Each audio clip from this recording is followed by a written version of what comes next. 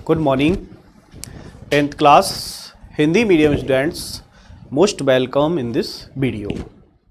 देखिए बेटा, class 10th के लिए डिजिटल सेवा प्रारंभ की ताकि आप घर रह करके आप अपनी जो स्टडी है उसको कंटिन्यू चलाए रखें।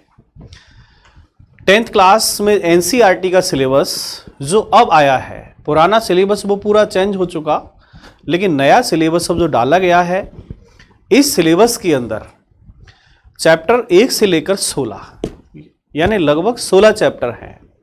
इन 16 चैप्टरों को 4 भागों में डिवाइड किया गया है। इन 16 चैप्टरों में हम देखें तो लगभग इसको 4 पार्टों में डिवाइड किया है। लगभग चैप्टर 1 से लेकर 5 तक आपका रसायन विज्ञान है यानी केमिस्ट्री। चैप्टर 6, 7, 8, 9 में 4 चैप्टर आपका बायोलॉजी। चैप्टर 9, 10, 11, 12 और 13 4 चैप्टर आपके फिजिक्स, बाकी का शेष इन्वायरमेंट है, पर्यावरण है। इस तरह पूरे सिलेबस को डिवाइड किया गया है। पुराना जो सिलेबस था आरबीएसई का, उससे इस सिलेबस का ज़्यादा कोई तालमेल नहीं है। जैसा कि आज आपका ये 10th क्लास का पहला वीडियो है, पहले वीडियो को जहां से मैं आरंभ कर रहा हूं, क्योंकि चैप्टर पढ़ाने से पहले यानी हमें केमिस्ट्री पढ़ने से पहले हमें ये आना चाहिए कि हमें शुरुआत कहां से हो, कैसे हो। जैसे मकान बनाने की शुरुआत नींव से होती है, ऐसे तो नहीं कि फ्लैट जहां से ग्राउंड शुरू हो रहा है वहीं से आपने कर दिया। जैसे इसी तरह साइंस को पढ़ने से पहले इसके फंडामेंटल मेन क्या है, इसके जो मूलभूत तत्व है उनकी जानकारी हो, अणुसूत्र बनाना आना चाहिए, तत्वों की संयोजकता क्या है, सूत्रों का निर्माण कैसे किया जाता है। रटना मत, एक बात कह रहा हूं, रटना मत, रटने से सूत्र याद नहीं होते। और एक बार आपने बनाना सीख लिया, केवल एक बार लाइफ में बनाना एक बार सीखना है जो आपको हमेशा काम आएगा। ठीक है, केवल एक बार सीखना है, ये ध्यान रखना। जो मैं कुछ आपको तरीके बताऊं और एक बार आपने सीख लिया, यदि आपको रासायनिक नाम आता है तो आप रासायनिक सूत्र बना लेंगे, रासायनिक सूत्र आता है रासायनिक नाम बना लेंगे। लेकिन वो कब होगा? जब आप उसको सीख पाएंगे। सूत्रों को आप रट करके ठीक तरह से ना तो लर्न कर पाओगे ना उसको समझ पाओगे। ठीक है, आप सभी घर पर रहें, स्वस्थ रहें। इस समय माहौल चल रहा है, आपको पता है, शादी विवाह सबसे दूरी बना रखें। भीड़ वाले इलाकों में, मार्केट में आपको नहीं जाना। आप अपने घर पे रहकर धीरे धीरे अपनी पढ़ाई को व्यवस्थित करें, क्योंकि समय है ये तो निकल जाएगा, लेकिन आपका जो जीवन है वो आपकी शिक्षा पर निर्भर है। आप अच्छी शिक्षा प्राप्त करोगे, अच्छा बनोगे। अच्छी शिक्षा प्राप्त नहीं करोगे तो आपको कैसा काम करना पड़ेगा वो आप सब सोच सकते हैं।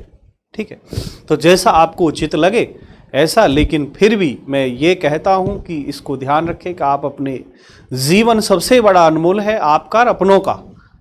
खुद भी सुरक्षित रहें, औरों को भी सुरक्षित रखें और अपनी पढ़ाई को भी जारी रखें। अब आपको करना क्या है, 10th की बुक अवेलेबल हो जाए बहुत अच्छी बात, सभी विषयों की मिल जाए अच्छी बात। नहीं भी मिले, हम जो वीडियो आपको सेंड करेंगे उस वीडियो को आपको क्या करना है, फेयर कॉपी बनानी है। उस फेयर कॉपी में रूटीन वाइज जैसे वीडियो आपको क्रमशः डाले जाएं, उन वीडियो को आप तरीके से स्टडी करें। आपको उसको रिपीट करना है, वो काम आप रफ में करें, रफ में आप लिख लिख के उनको लर्न करें, बाकी फेयर का काम फेयर में हो। ठीक है, तब आपको बुक की आवश्यकता नहीं होगी। जैसे मैं आपको वीडियो सेंड करता जाऊंगा क्रमशः, उसी तरह आप उसको फेयर में सेट रखें और वो आपको अभी से अनवरत थोड़ा थोड़ा करके करते जाना है। मैं ये नहीं कह रहा रोजाना आप 1 घंटे पढ़े, 2 घंटे पढ़े। आप रोजाना हर सब्जेक्ट को आधा घंटा पढ़ेंगे वो भी काफ़ी है। जो आपको बताया जा रहा है उसको आप रूटीन वाइज लेते रहें, करते रहें, तो निश्चित है आप उसको कर पाएंगे। ठीक है। आज की वीडियो में मैं आपसे सबसे पहले बात करूंगा रासायनिक तत्वों की। केमिकल एलिमेंट, रासायनिक तत्व। रासायनिक तत्व देखो, यदि हम देखें वर्तमान में पूरी पीरियोडिक टेबल के अंदर यानी आवर्त सारणी में लगभग 118 एलिमेंट है। उन 118 एलिमेंट को 4 पार्टों में डिवाइड किया है। S, P, D, F 4 block है। खंड एस, खंड पी, खंड डी और खंड एफ। लेकिन हमें अभी S, P, D, F block में न जाकर हमें सरल भाषा में आना है। आपने जो क्लास 9th में पढ़ा होगा वो मैं आपको याद दिलाना चाहता हूं कि आपने तत्व हाइड्रोजन से लेकर जिंक तक तो अध्ययन किया होगा, और बहुत सारे तत्व ऐसे हैं उन तत्वों के लैटिन नाम के आधार पर उनको बनाया गया है। उन तत्वों की जानकारी भी आपको होनी चाहिए। इन तत्वों की परमाणु संख्या, इन तत्वों का परमाणु द्रव्यमान, इन तत्वों का इलेक्ट्रॉनिक विन्यास और इनकी संयोजकता, ये हमें ज्ञात होनी चाहिए। अब इसको ज्ञात करने के लिए आप क्या करेंगे? कुछ नहीं, जैसे मैं बता रहा हूं वो सिस्टम आप देखें। हो सकता है बहुत से बच्चे इनको जानते हो, मैंने शायद कुछ क्लासों में आपको ये बताया भी है कि इस तरह एलिमेंट होते हैं तत्व, ये इनके इलेक्ट्रॉनिक विन्यास होते हैं, ये संयोजकता है और इस तरह इनको बनाया जाता है। ठीक है, तो वो मैं आपको शुरुआत के पहले पेज पर आप टॉपिक डालेंगे रासायनिक तत्व, और आप टेबल बना करके और उनको आप लिखेंगे, आप उनको लर्न करेंगे, फिर मैं जैसे बताऊं ऐसे आप करते जाना। ठीक है, तो लेट्स नाउ स्टार्ट रासायनिक तत्व।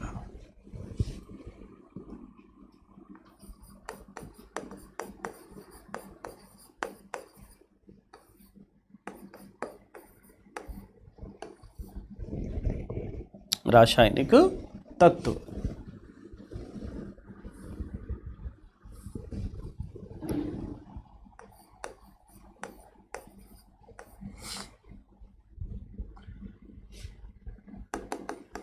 देखिए बेटा, इसके लिए मैं आपको टेबल बनाता हूं। जैसे सबसे पहले मैं लूंगा यहां पर परमाणु संख्या।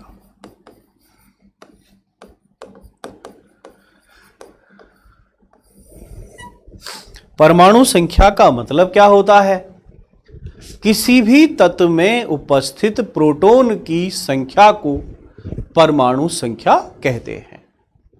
किसी भी तत्व में उपस्थित प्रोटॉन की जो संख्या है वो कहलाएगी परमाणु संख्या। आपने पढ़ा होगा P बराबर Z बराबर E। P बराबर Z बराबर E। P मीन्स होता है प्रोटॉन, Z मीन्स होता है एटॉमिक नंबर मीन्स परमाणु संख्या, और E का मतलब होता है इलेक्ट्रॉन, नंबर ऑफ इलेक्ट्रॉन। तो लगभग मैं बात करूं atomic number, number of electron and proton, तीनों लगभग एक ही होते हैं। अंतर केवल चार्ज का है कि इलेक्ट्रॉन नेगेटिव चार्ज है, प्रोटॉन पॉजिटिव चार्ज है। ठीक है, देन सेकंड लाइन आपको लिखना है रासायनिक तत्व। रासायनिक तत्व का नाम।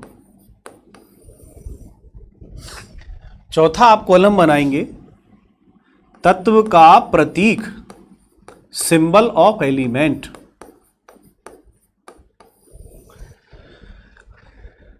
अगला टेबल आप बनाएंगे संयोजकता, और लास्ट आप बनाएंगे इलेक्ट्रॉनिक विन्यास। इलेक्ट्रॉनिक विन्यास। ठीक है, परमाणु संख्या मीन्स प्रोटॉन की संख्या है। तत्व का नाम जो मैं आपको बताऊंगा, उस आधार पर उसका प्रतीक लिखेंगे।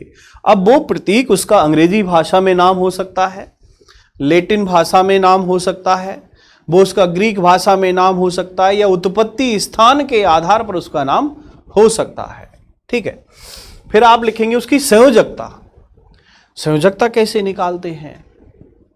कोई भी परमाणु है, जब परमाणु में इलेक्ट्रॉन भरते हैं, परमाणु में इलेक्ट्रॉन भरना बताया था बोरबरी ने कि परमाणु की पहली कक्षा में इलेक्ट्रॉन भरते हैं 2, दूसरी में 8, तीसरी में 8, और कहा कि परमाणु की जो अंतिम कक्षा है, परमाणु की जो अंतिम कक्षा है उसमें मैक्सिमम 8 इलेक्ट्रॉन भर सकते हैं, और उसका सूत्र है 2n square. 2n square, n यहां पर कोष की संख्या है, n कोष की संख्या है। तो परमाणु के बाहरी कक्ष में जो इलेक्ट्रॉन होते हैं, उन इलेक्ट्रॉनों के आधार पर संयोजकता का निर्धारण किया जाता है। जो मैंने टॉपिक लिया है ये साइंस की नींव है, यहां से शुरुआत करना चाहिए। मुझे पता है, मैंने क्लास भी ली, बहुत सारे बच्चों को नहीं आता, वो बच्चे यहीं से शुरुआत करें इसको, और जिनको आता है वो इसको रिपीट करें। रिपीटेशन दिस टॉपिक, यदि आप इस टॉपिक को रिपीट करते हैं तो आपकी वो मजबूती होगी। ऐसे नहीं सर हमें ये तो आता है, अरे और देखिएगा, क्या पता कहीं आपसे चूक हो गई हो, उसको आप रिपीट करें और आप उसको देखें। ठीक है, तो इस तरह आपने टेबल बना लिया होगा, और इस टेबल बना करके आप इसको एक एक करके देखेंगे। परमाणु संख्या 1 मतलब प्रोटॉन 1 किसमें है? तो वो तत्व है हाइड्रोजन। हाइड्रोजन तत्व का प्रतीक है H। संयोजकता इसकी +-1 होती है। जब इसकी संयोजकता +1 है, इलेक्ट्रॉन देता है, और जब इसकी संयोजकता -1 है, तब इसको हम कहते हैं हाइड्राइड। हाइड्रोजन के रूप में तब होता है जब +1 हो वैलेंसी, -1 होती है वो हाइड्राइड होता है। ठीक है, इसका इलेक्ट्रॉनिक विन्यास भी होता है 1, क्योंकि ओनली सिंगल इलेक्ट्रॉन होता है, और इसकी आउटर मोस्ट शेल में केवल 1 इलेक्ट्रॉन भरते हैं, मतलब बाहरी कक्ष में। परमाणु संख्या 2 हीलियम। हीलियम का जो प्रतीक है वो है He। संयोजकता 0, इलेक्ट्रॉनिक विन्यास 2। भाई परमाणु की बाहरी कक्ष है, जैसे मैं यदि बताऊं आपको, ये नाभिक है, ये पहली ऑर्बिट है, पहली कक्ष। हाइड्रोजन जब था 1 इलेक्ट्रॉन भरा, ठीक है, जैसे हीलियम आया 1 और भर दिया। अब इसमें और इलेक्ट्रॉन नहीं भर सकते, नहीं भर सकने का मतलब इसका अष्टक कंप्लीट हो गया, तो इसकी बैलेंसी 0 हुई। क्यों? क्योंकि जैसे हीलियम हो जाएगा ये किसी से भी अभिक्रिया नहीं करेगा, इसलिए इसकी संयोजकता 0 होगी। यानी किसी परमाणु में उसकी जो तत्व की संयोजन शक्ति होती है वही उसकी संयोजकता कहलाती है। ठीक है, ऐसे ही देखो नंबर 3। नंबर 3 में हम लेंगे लिथियम, और लिथियम का जो प्रतीक है वो होता है Li। संयोजकता +1। अब यहां पे प्लस लिखो या ना लिखो कोई फर्क नहीं पड़ता, क्योंकि आप हटा भी सकते हो इसको। 1, और इसका इलेक्ट्रॉन विन्यास से देखो, आपने पहली कक्ष में 2 भरोगे यहां पर, क्योंकि कंप्लीट इलेक्ट्रॉन 3 है, दूसरी कक्ष में 1 भरोगे। ठीक है, और इसका आपको बताऊं मैं डायग्राम, तो ये डायग्राम होगा, पहली ऑर्बिट में 2 भर दिए और तीसरी में 1 भर दिया, ये इसका इलेक्ट्रॉनिक विन्यास हो गया। ठीक है, नंबर 4। नंबर 4 पर आता है बेरिलियम।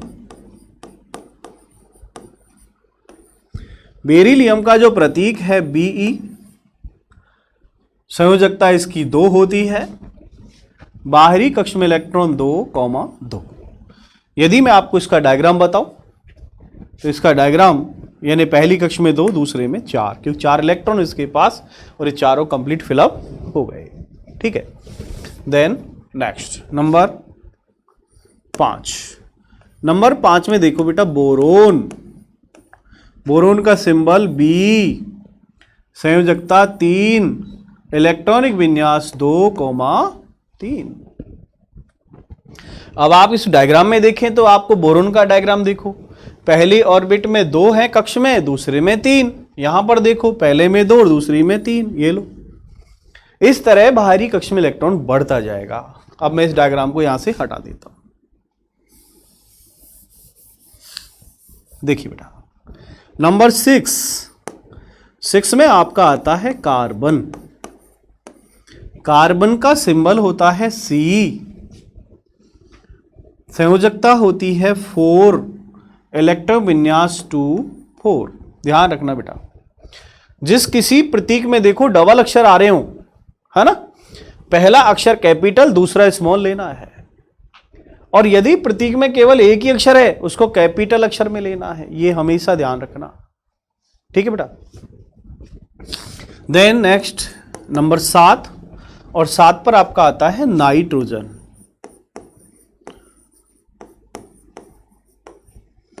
नाइट्रोजन N, और इसका आप लेंगे बैलेंसी 3। क्यों लिया 3? इसकी आउटर मोस्ट शेल देखिएगा, पहली कक्षा में 2, दूसरी में 5। अब यदि मान लो अष्टक बनाना है तो अंतिम कक्षा में 5 इलेक्ट्रॉन भरे हैं और दूसरी कक्षा में 8 इलेक्ट्रॉन आते हैं। 5 हमारे पास है, अब इसको मान लो अपना स्थायित्व बनाना है तो 5 इलेक्ट्रॉन देना चाहिए, 3 लेना चाहिए।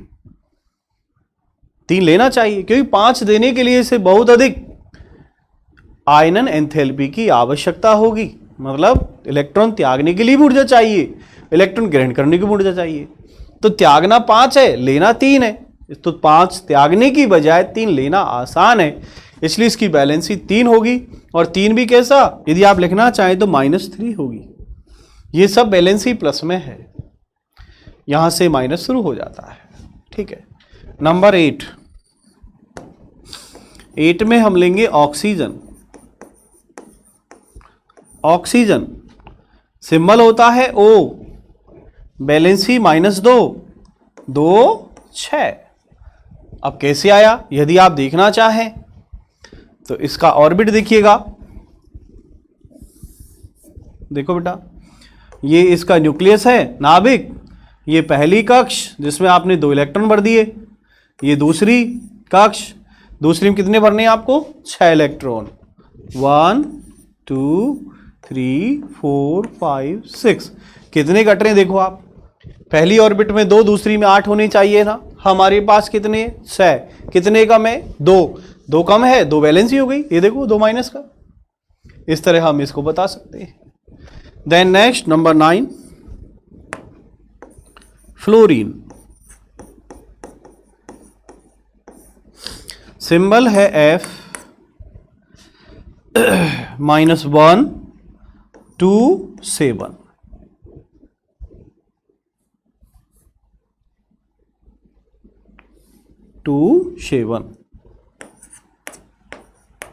देखो डायग्राम में देखें तो 1 इलेक्ट्रॉन बढ़ा दीजिए। अब इसका अष्टक कंप्लीट होने में 1 इलेक्ट्रॉन घट रहा है तो बैलेंसी -1 हो गई, ठीक है। और देन 10, नियॉन। इसका सिंबल है Ne, बैलेंसी 0। क्यों है 0 ये ध्यान देना। 2, 8। तो यहां पर अंतिम कक्षा में 8 है, ये देखो भर दिए। अब आप गिन के देख लीजिए, पहली कक्षा में 2 है, दूसरी में 8 हो गए, कुल मिला के 10 इलेक्ट्रॉन। 10 इलेक्ट्रॉन जैसे ही हुए, ये जो तत्व है ये कैसा हो जाएगा? निष्क्रिय हो जाएगा। यानी जिसकी बैलेंसी 0 होती है संयोजकता, वो क्रिया नहीं करता किसी से, इसलिए उसको निष्क्रिय तत्व कहते हैं, अक्रिय तत्व कहते हैं, उसको उत्कृष्ट गैस भी कहते हैं, ठीक है। देन नेक्स्ट देखिए, नेक्स्ट आप 11 से लें। आपके पास टेबल कंप्लीट बनी हुई है। नंबर 11, यानी यहां आपको लेना है परमाणु संख्या जो आपका चल रहा है।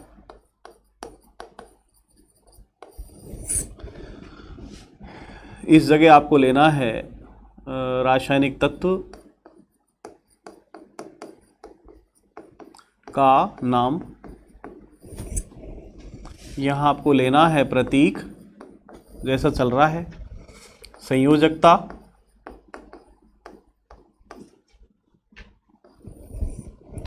और इलेक्ट्रॉनिक विन्यास। नंबर 11, देखिए बेटा 11 पे आप लेते हो सोडियम। क्या लेते हो? सोडियम। और सोडियम अंग्रेजी के एस से शुरू होता है, लेकिन इसका सिंबल एस ने होकर Na है। क्या है? Na। ध्यान रखना बेटा, सोडियम को लैटिन भाषा में नेट्रियम कहते हैं। सोडियम को लैटिन भाषा में कहते हैं नेट्रियम, और नेट्रियम से यहां पर सिंबल लिया है Na। अब ध्यान रखना, प्रतीक में 2 अक्षर हैं, पहला आप कैपिटल लोगे, दूसरा स्मॉल लेना। ध्यान रखना हमेशा, आपने कभी भी दोनों अक्षर कैपिटल ले लिए, पूरा सिंबल गलत हो जाएगा। आगे आप रिएक्शन लिखोगे, रिएक्शन आपकी गलत हो जाएगी। देन संयोजकता देखिए। संयोजकता के लिए आप देखना चाहें तो आपका डायग्राम देख लीजिएगा। ये नाभिक हो गया, ये पहली कक्ष, ये दूसरी कक्ष। इलेक्ट्रॉन देख लीजिएगा, पहली में 2 बढ़ते हैं, दूसरी में 8। कितने इलेक्ट्रॉन हो गए? 10। जबकि हमारे पास इलेक्ट्रॉन 11 है, तो एक और तीसरी कक्ष बनानी होगी और उसमें 1 इलेक्ट्रॉन भरना होगा। तो 2 कक्ष कंप्लीट भर गई, उनको आप छोड़िएगा। आपने तीसरी कक्ष में इलेक्ट्रॉन कितना भरा? 1। तो जो बाहरी कक्ष है, जो उसकी संयोजकता वही होगी +1।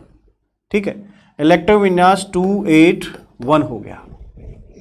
Then next magnesium.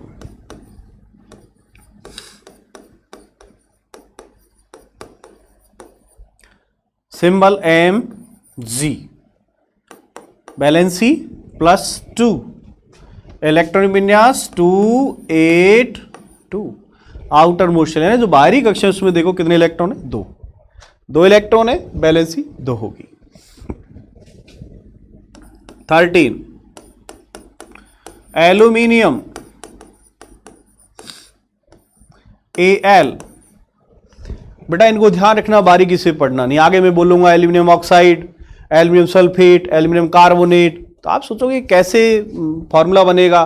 जैसे मैं आपसे कह दूं Al2O3, अब एल्यूमिनियम ऑक्साइड है, आप कैसे डिसाइड करोगे 2 3 कहां से आया? ये 2 3 का पता आपको तभी लग पाएगा जब आप इनकी बैलेंसी जानते होंगे, प्रतीक जानते होंगे, तो नहीं आपको पता ही नहीं लगेगा 2 कैसे आया 3 कैसे आया।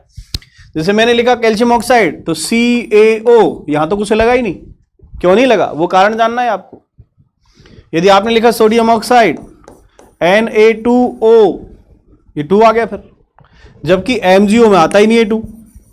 क्यों नहीं आया? ये सब आपको जानना है। ठीक है, और उसके लिए ये जरूरी है।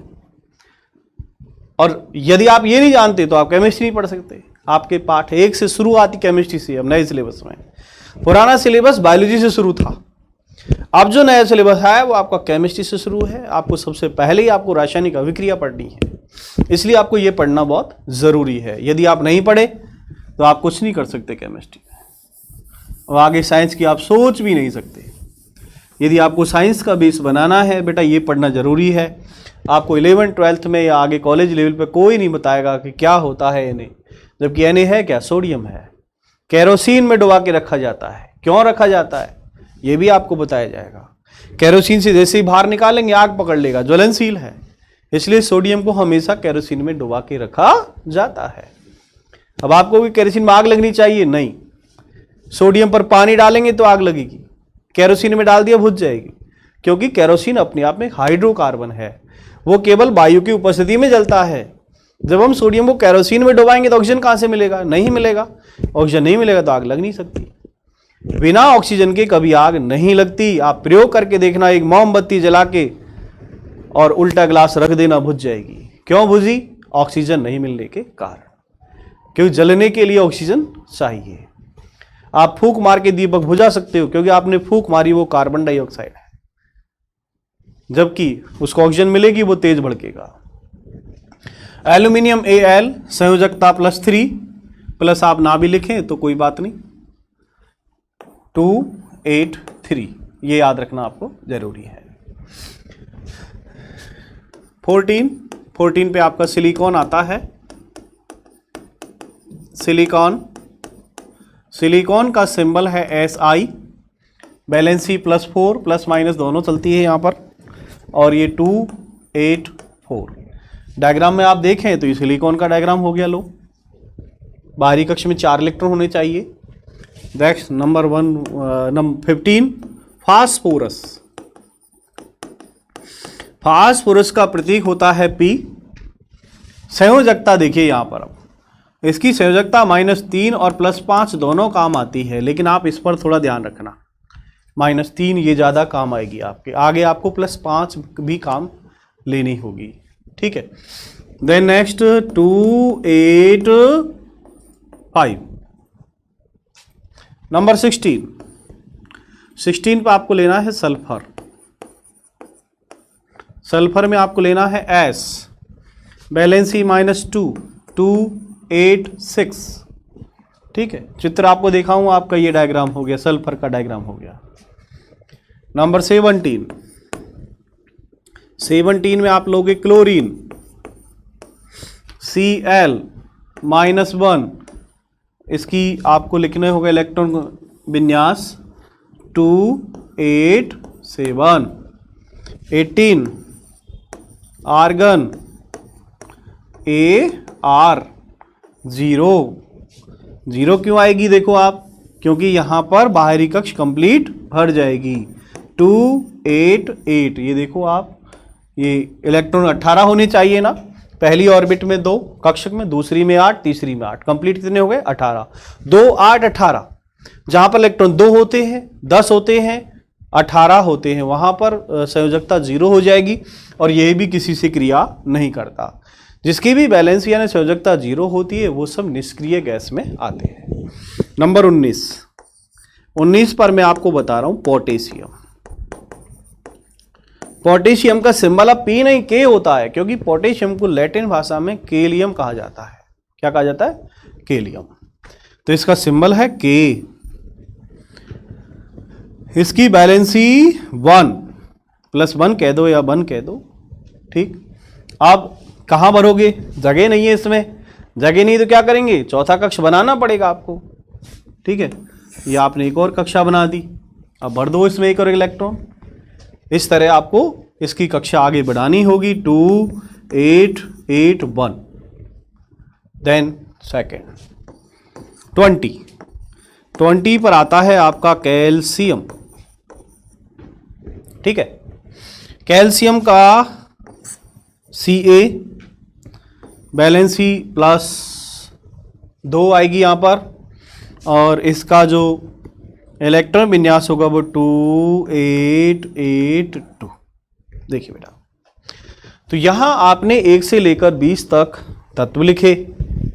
यदि आप इन 1 से 20 तत्वों की जानकारी बिंदुवार करते हैं, तरीके से करते हैं क्रमशः, कि आप पहले परमाणु संख्या, और परमाणु संख्या है वही प्रोटॉन की संख्या है, यह भी आपको याद रखना है। मैंने आपको यहां पर परमाणु भार नहीं बताया। परमाणु भार होता है प्रोटॉन और न्यूट्रॉन की संख्या का योग, प्रोटॉन और न्यूट्रॉन की संख्या का योग, वो परमाणु भार होता है। क्लास 9th में आपने आणविक द्रव्यमान, सूत्र इकाई द्रव्यमान पढ़े होंगे, तो वहां पर वो आपको निकालना बताया जाता है, ठीक है। तो यहां आप एक तो परमाणु संख्या, तत्व का नाम, प्रतीक, संयोजकता और इलेक्ट्रॉनिक विन्यास, ये सब आपको यहां तक करना है। अभी आपको मैं लगभग स्कैंडियम से लेकर जिंक एक तक बताऊंगा। इसके बाद 8-10 कुछ लैटिन भाषा के अन्य, जैसे सोना है, चांदी है, तो पारा है, ऐसे भी एलिमेंट है जो हमारे काम आते हैं, उनके बारे में भी आपको बताऊंगा। फिर आपको मैं एक संयोजी, जैसे ऐसे तत्व कितने जिनकी संयोजकता 1 है, 2 है, 3 है, या बहुसंयोजी है, और वो किस प्रकार रिएक्ट करते हैं, सूत्रों का निर्माण कैसे करते हैं, वो भी आपको बताऊंगा। और सूत्र निर्माण करने के बाद मैं पहला चैप्टर लूंगा, ठीक है। तो तब तक हम हमारा बेस मजबूत करें, आप इसको पढ़ें, समझें, और जो आप नहीं आ पा रहा हो, आप अटकते हो, कहीं पूछना हो, कोई डाउट हो, उसके लिए आपको जो व्हाट्सएप पर आप जैसे भी जुड़े हैं ऐप में, आप मैसेज करेंगे, आपको उसका समाधान मिलेगा। आज की वीडियो में इतना ही। Thank you very much.